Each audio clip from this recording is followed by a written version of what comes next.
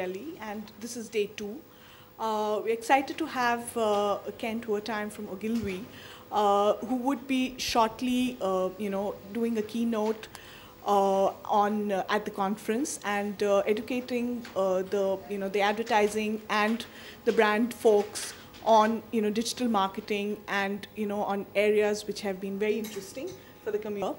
So I would like to start off by saying more about what has been really exciting for you within the digital landscape, purely from the Indian market context. Well, I think what's exciting in the Indian context is just the enormous scale of the opportunity ahead. Because I think the starting point for all of this is that what drives the market are the tectonic shifts. It's about fads. It's about the fundamental shifts that people make with their time, right? And in a place like India, those shifts are enormous, obviously. I mean, you can spout all the numbers, which at these conferences, by the end, you're kind of dizzied with numbers and facts, but the numbers are provocative. And that's the starting point, right? The question I have, though, from this conference, and that I'll be posing actually in my keynote speech, is whether people are moving fast enough still to catch up with those tectonic shifts. The consumer continues to be ahead of the marketer, right? And maybe because that's easier in a way. It's a lot easier to go out and buy a mobile phone and start surfing than it is to shift your entire marketing. So perhaps it's only logical that there's this gap, but there is a gap. And many marketers are still underspent relative to the amount they should be putting in, given how ubiquitous digital is becoming. Not entirely. I mean, there are obviously pockets of India that don't have access, but for the people who do, it is a provocative business story. So the marketers need to keep building the business case and making the change to use the digital channels. And I think that is happening. You can always, at these conferences, you do tend to get some wonderful examples of companies at the vanguard. The question is that reflective of the center of the market? And I'd say the center of the market still isn't moving fast enough with adoption. That's my take. So that's a very interesting comment you made. There are companies that are, unleashing new products and new initiatives and creative ideas. However, there's a large part of India that still is not, owning like an iPhone, or they are not, they have opened an account on Facebook, but they still need to go there and engage themselves more on that. Yeah. So from a marketer and from an Ogilvy's perspective, what would you think is a great sort of way to get the adoption on a mass level, started? It's already started, but continue and create a momentum. And also, what is the kind of timeline you see in which that things will pick up and one thing would lead to the other on adoption? Well, adoption's hard to say because I look at when I was here in 2000, right? So a dozen years ago, and what's played out in the dozen years since then is what everyone said at the time, which is adoption would pick up. You'd have 100 million plus people online. You'd have, tens of millions, hundreds of millions then of people mobile devices, and fast forward 12 years, and that's what's happened. So a lot of what happens with adoption, there's no mystery to it, right? This isn't a hard trend to spot because it's actually a tectonic shift. It's been going on for some time. It will continue to go on. People are continuing relentlessly, in fact, to adopt more digital devices. And as you go, the socioeconomic penetration of digital devices goes further and further. And we've seen that around the world. So getting wired, to put it simply, and India has been getting wired continuously for some time. So I don't think there's anything that needs to be done per se to drive consumer adoption of digital. What needs to be done is to create brand value now that there's just an incredible number of people out there, because there's a real worry that you'll lose their interest if what you do is just hit them with sales pitches or overload them with stuff.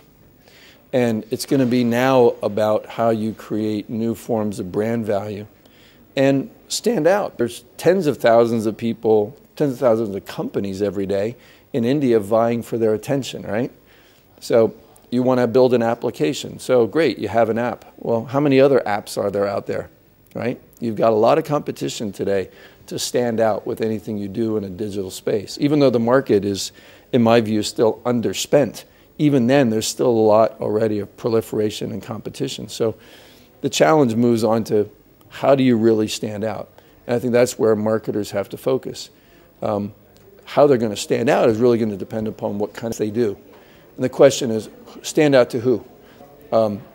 Depends upon the kind of business you're in. If you're a mass goods and you sell to tens of millions of people, you need a mass campaign in digital. If you're a business-to-business company and you don't sell to everybody on the street corner, but sell to, tens of thousands of buyers, then the question is, how do you use digital to do that? So it's not that there's going to be one answer. It really depends upon the audience you're talking to. Great point. So you're saying that it depends a lot on the audience that you're talking to. Within the digital space, over the last 2 days, we've heard a lot about mobile social search, as well as the paid, owned, and earned media. Right. Now, what happens is that if you're saying that the marketers are largely underspent in that area, if they have a very paltry sum or a very limited amount of money to spend, right, then how would they sort of take a call in terms of where to go? Depends again what their business goal is. Everything's driven by your business goal and your target, right? There are things that can be done in digital that can be very small scale in terms of investment, but large in terms of impact. If you're hoping that on a very slim budget you can impact everybody in India, you're kidding yourself. So it really depends upon the business goal. Are you trying to fundamentally acquire customers? Are you building an ongoing relationship with customers? Are you fundamentally trying to upsell existing customers to know more about other products you have? The challenge in digital is to grow up now, and that means it's got to prove its role, drop real business results as effectively or more effectively than other ways to spend the money. And I think part of the gap that I see, and the reason it's still underspent, is at this type of conference you've got lots of very bright people in digital, but the fact is most of the people who show up here are believers, right? We're a congregation of the believers. And not everybody out there is a believer. There are lots of CMOs that are not at this conference, or CEOs who don't think that coming to a digital conference is what they need as they're running a tech company. So they are the ones that also have to be convinced when their marketing department goes to them and says, this is what we want to invest our money in, to say, yeah, that makes sense to me. Now, that's the moment of truth for digital in India, like it's the moment of truth for digital everywhere around the world, is when it comes time to invest the resources you have, whether those are big resources or small resources, then you see the actual belief and comfort level, that investment to get a business result versus another form of investment. So, essentially you're saying that, the kind of moment of truth is what's going to define the future, but, there would be some who would be hardcore believers, and, the pitch that is done to them would be very different from the pitch that is done with, people who still are sort of jumping onto the bandwagon, but at a later stage. Absolutely true. Absolutely right. Because you're not talking to one audience today. You're talking to a spectrum of believers, ranging from the highly literate and big believers, and there's some major companies who have made big commitments to digital as their future, through to people who have a keen interest and are making some experimental investment, through to some that understand it's important but still have a reluctance, through to those who either don't know it or simply don't believe it. Okay. So there's the entire spectrum out there today in this market, but there is everywhere. Okay. Come to Japan and I can introduce you to marketers that are still not doing digital marketing. Not, having the piping, having the reach doesn't necessarily breed the belief. Okay. You do have a higher percentage of the market that's through digital marketing, but it's not just a given. Okay. So anytime you do talk with a client about how they're going to spend their money, you have to determine where they are in that spectrum of interest, commitment, knowledge, comfort, etc., and then determine how to best help them. But my job is to sell them on digital. My job is to help them succeed. Yeah. And I only put forward a solution that I think is right, but invariably more of that right solution is going to be a digital one, because that's where their buyers are. Yeah. That's where the consumer, the purchaser at the other end, the customer, whatever term you want to use, that's where they are. So I'm not out to sell digital. I'm here to help my clients, and invariably know that that's going to mean helping them understand how to use, the channels that people have shifted their time and effort to. Great. So have you also seen, in your experience, that there are certain sectors that have been very open to it, and there are certain consumer segments that have, reacted positively? Like, in the last 2 days, we had a presentation with Ford. And Right. Ford talked about the way they've been actually using their campaigns on Facebook and Twitter, and that has been garnering a lot of results. And it's been even companies and services like Kotak Mahindra had a presentation, and they talked about so much that's going on within the financial sector, which is actually encouraging people to come and use digital. Right.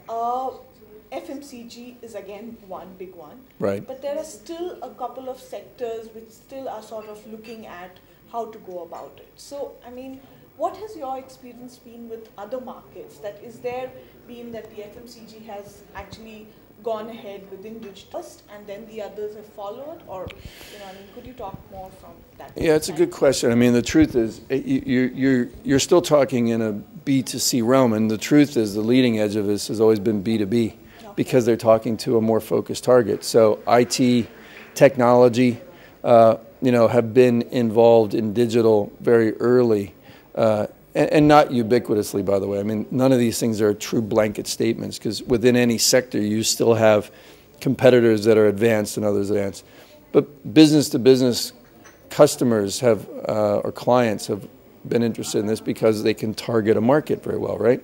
I think that actually the FMCGs were slightly slower in getting to it because they were trying to figure out how to convert it.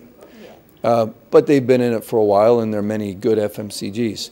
That said, the question is not, are there sectors that lead it? I think you can go across automotive, financial, FMCG, and others, and always find good examples of marketers. The question is, across the board, have people made that same level of commitment? And I think you can find in categories where you have an outstanding leader of it, but it doesn't mean that the rest of them have come along.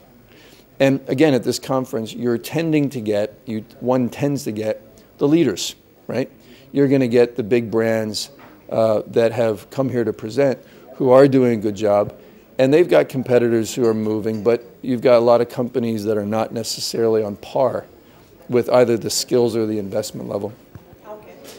So you're saying that it will take a little bit of a time in terms of getting there, but obviously the pioneers are the ones who will be showing the way to the others in that respect. It takes time, but you have to have faith. Again, I first came here a dozen years ago to talk about digital, and have been coming back at intervals since. And it's not a story that's going to go away. It's not a story that's going to reverse. We're not going to wake up 10 years from now and say, gee, people are using a lot less digital these days. Everyone got bored of it and went back to just watching the TV. That's not the world we live in. So it's heading very much in a direction. But I remember, a dozen years ago, consulting with clients and telling them why they needed a website, believe it or not. And then I told them why they needed search. Now we're trying to convince them that doing something on Facebook and just having a fan page isn't enough of a robust social strategy. Yeah. So I imagine that this is an ongoing issue that evolves over time in terms of making the investments, and those things will change. But it's still about urging the marketer to catch up with the market, whatever that means. Another 10 years, we could get back together and have this chat, and there'll probably be 5 things we don't even know about now that will have played out in the market that will require marketers to adjust.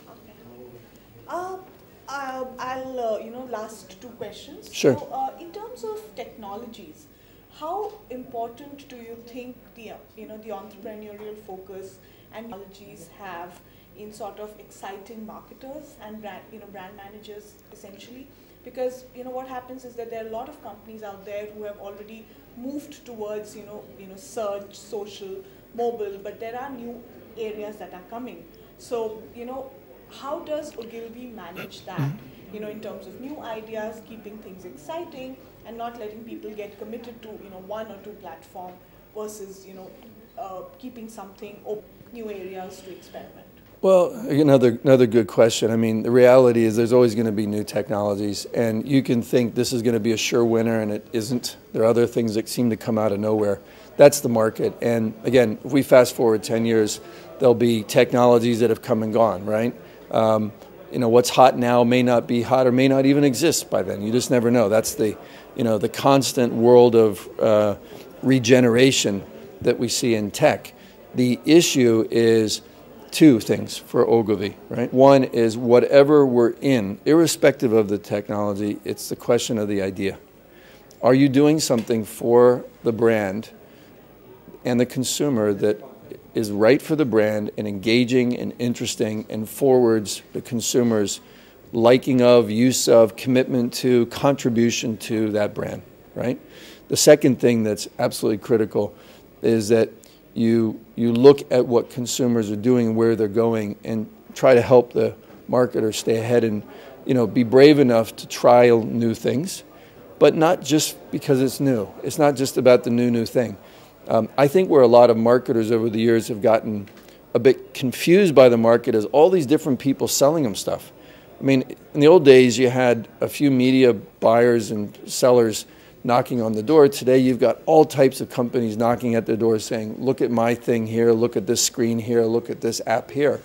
And, they can get kind of caught up in the technology. The question is, what does that really do in terms of reaching the consumer and what experience are you creating? So technology is important, but it's the delivery of the idea. It's not the idea. Great. And one last question. So Sure. You're talking about the digi marketing confidence gap, and Yeah. You're talking about that in terms of how you would be sharing that in your presentation as well. Just wanted to kind of understand that from a global standpoint, which are the countries where you think that there has been a better evolution, and where would you rank India in that context? It exists, I think, in almost every media market around the world, and it's simply the gap between the amount of consumer time spent online or with digital in that market relative to the amount that the marketer's spending, right? Because in a kind of perfect world, there's some equilibrium between where marketers spend their money and where consumers spend their time and interests, right? Not exactly in lockstep, but in some correlation. Many of the markets around the world, marketers still aren't necessarily putting them into digital in a way that matches where consumers are putting their time. Now, there are various issues of economics around creating digital, about digital media and how you buy it that partly impact that. But I'd say it's just differing levels. India may be appropriate. It's a lower percentage, for example, of total marketing spend that goes to digital.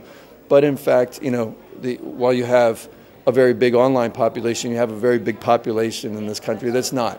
So should it be indexing at exact percentage as a Japan? Probably not, right? Yeah. So, I think that China... They're expected to have 12.5 million people added as new users per year.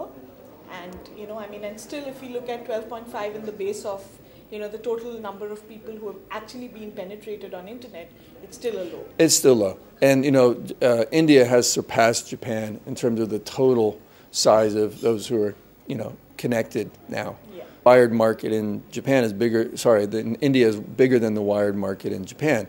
But the percentage of population that constitutes still falls far smaller, obviously, than Japan, where most people are connected.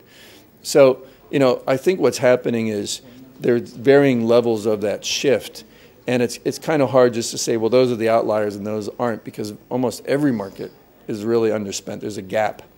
Yeah. And India has a gap, but it's relative to the size of that online population. China is one market, I think, that has made an amazing step forward in its shift of spend. Japan seems to be a higher and higher percentage. But I don't think it's really comparing India to others as much as it is saying across the world there is this gap. And it's going to be the question of closing that gap in India, closing that gap in other markets too, even where the penetration rates are far higher. Great. Good. It was great to have you, Kent. And Pleasure. We're really excited to have you at the Brent today. Thank you. See the keynote. Thank you for the invitation. Good. Yeah. Thank Thanks. you.